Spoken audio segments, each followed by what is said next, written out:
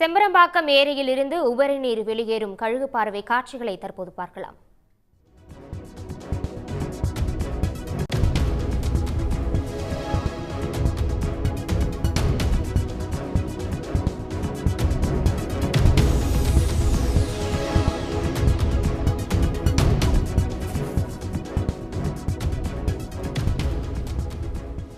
செம்பரம்பாக்கம் ஏரியிலிருந்து உபரி நீர் வெளியேற்றப்படும் நிலையில் நீர்வளத்துறை அமைச்சர் துரைமுருகன் அங்கு ஆய்வு மேற்கொண்டுள்ளார்.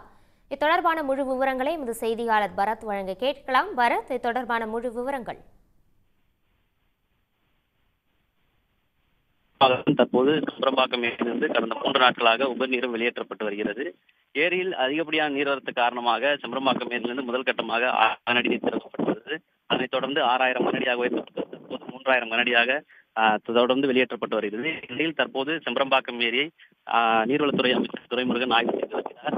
அவர் தற்போது அமைச்சர் தாமு அன்பரசன் மற்றும் அதிகாரிகளுடன் ஆய்வு செய்து இங்க இருக்கக்கூடிய அதிகாரிகள் எவ்வளவு நீர்வரத்து வந்து கொண்டிருக்கிறது, அதே போன்று எந்தெந்த வழியாகலாம் வந்து கொண்டிருக்கிறது என்பதை விளக்கிக் கொண்டிருக்கிறார்கள். அது மட்டுமில்லாமல் செம்பரம்பாக்கம் எவ்வளவு நீர் திறந்து விடப்படுகிறது, நீர்வரத்து எவ்வளவு இருக்கிறது, அதே போன்று இந்த ஏரியில் திறந்துவிடப்படும் நீரால் எதுவும் பாதிப்பு இருக்குதா என்பதெல்லாம் தற்போது அங்கு கேட்டு வருகிறார்.